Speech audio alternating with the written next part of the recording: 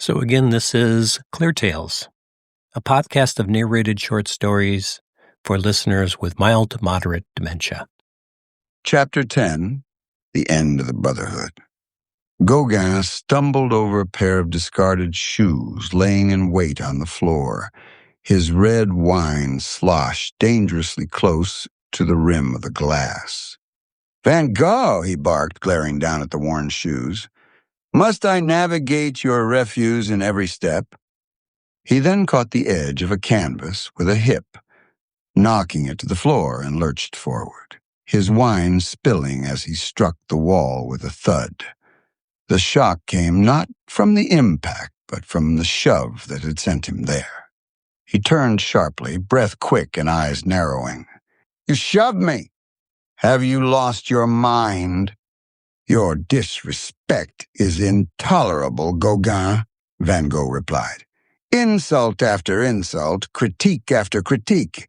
Intolerable. I sought a brotherhood, and I was sent a lazy womanizer." Gauguin picked up his glass from the floor and flung it at Vincent, off by a meter. The shatter was just background noise as the men faced off.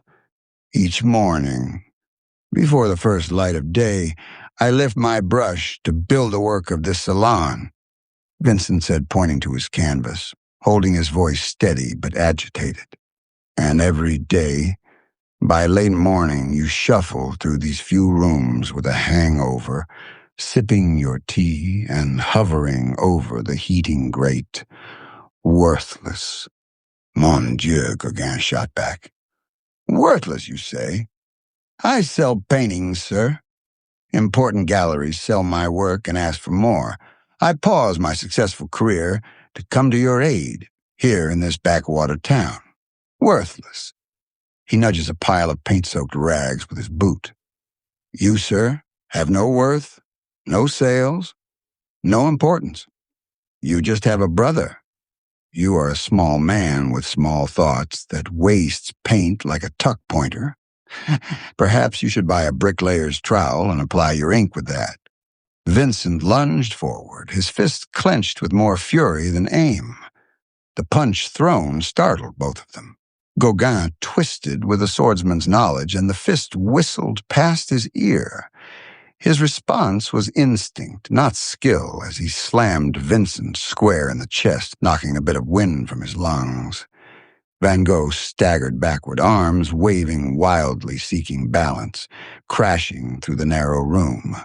Paint jars rolled, their contents bleeding across the floor. Easels tipped, a table toppled, scattering papers, brushes, and half-eaten food. They came together again in a sad thud, grappling with clumsy intent, desperate and childish. More theater than violence as feet slipped in paint and curses exchanged under panting breath. They fought like artists would, more caricature than reality. "Don't you dare touch me! You're mad!" Gauguin shouted. "You live off my brother's money and call me mad?" Vincent roared back as he reached for the folded razor on the floor. "You're truly insane," Gauguin hissed, his face red with fury. Grabbing his cape and sword, he stormed out into the night, slamming the door behind him.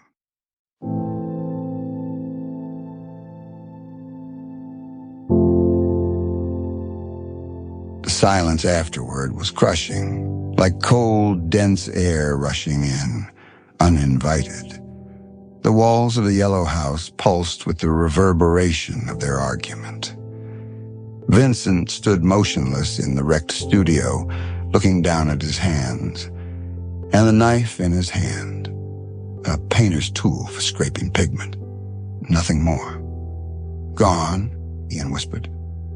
"The fox has fled." Vincent's breath came in ragged bursts, envisioning the end of his salon. He stumbled into the bedroom, the small mirror catching the lamp's light. His reflection stared back, eyes wild, beard matted, paint and blood smeared across his cheek. Ian laughed softly. "No," he said. "Not yet. Go after him. Show him who's the principal artist of the South. We don't give up. We don't surrender. Vincent pulled on his jacket and nightcap, blew out the lamp, and stepped into the cold. The wind slapped his face raw as he stepped into the street. The mistral howled between the houses, dragging straw, dust, and bits of dry leaf in its wake. Arles lay sealed behind its shutters. No lamps, no voices, only the wooden clatter of hinges straining in the gusts. He leaned into the gale and quickened his pace. He found Gauguin near the edge of town, walking along the dark road that led toward the fields. The moon hung low, a thin blade of silver over the river. "Paul!" Vincent called. Gauguin turned. His face showed anger and fatigue. "Go home, Vincent," he shouted.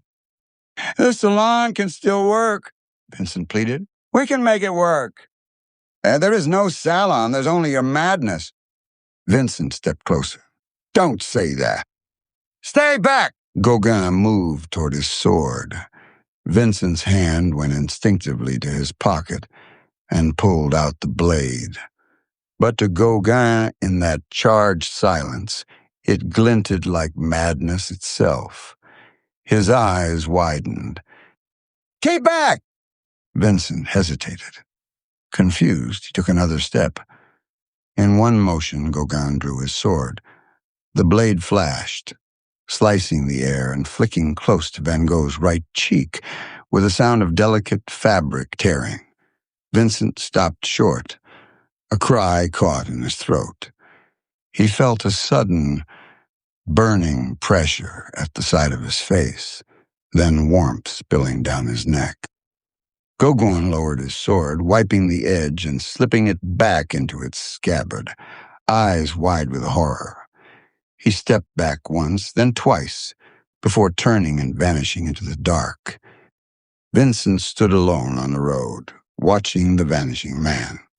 He raised a trembling hand to his head, and fingers came away, slick and glistening with red that smelled like rusted tin. He became lightheaded as the ground spun beneath him. At his feet lay something small, oval, and pale in the moonlight. He knelt, dizzy, picked up his ear, and stared at it as though it were a fallen petal. The blood pulsed through his fingers. He tucked his ear carefully into his shirt pocket, pressed his hat down over the wound, and turned back toward town. Pushing through the door of the yellow house, he climbed the stairs unsteadily. The mirror caught him again, this time bathed in surreal colors. Yellow and crimson pulsed around his head, swirling halos. The room seemed to breathe, heavy. "They'll remember this," Ian whispered giddy. "They'll remember you now. You're not mad. You're great." Vincent laughed aloud, a sound halfway between a sob and a hymn. He looked up from the mirror and imagined himself in the Arles amphitheater, a triumphant matador admiring his adoring crowd holding the ear of the slain bull. He lifted the bloody ear in one trembling hand and bowed to the invisible crowd. The roar of the wind outside echoed as cheers and applause. "They love you," Ian said. "Listen to them. The great artist conquered the bull."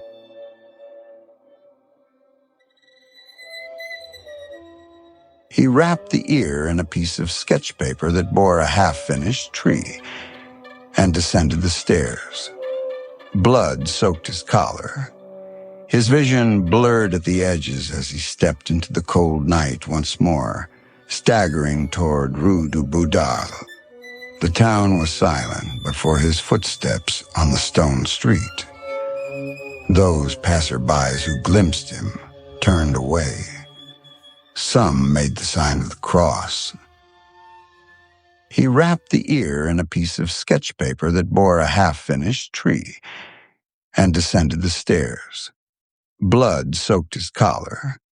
His vision blurred at the edges as he stepped into the cold night once more, staggering toward Rue du Boudal.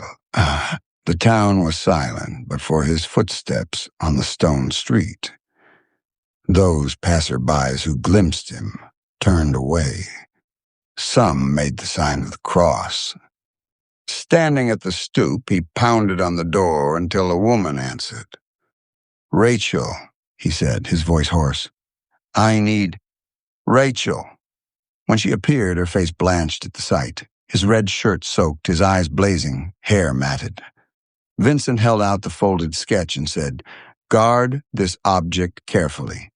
Cherish this always." She took it, hesitant, uncertain, and stepped back. He turned back to the street and his home, hearing behind him a door slammed and muffled screams pierced the night. Vincent kept walking, swaying like a drunk, waving to invisible crowds cheering him on. The yellow house loomed ahead, its shutters glowing faintly in the pre-dawn light. He climbed the stairs, with effort this time, exhausted from the loss of blood. His hand pressed to the wound. In his room, he collapsed onto the bed, his gaze captured by the ceiling where the lamp's unsteady flame cast a spreading universe of stars across the plaster. Vincent smiled faintly. "The stars," he murmured. "They're coming alive." Then the world went dark. The end of the Brotherhood.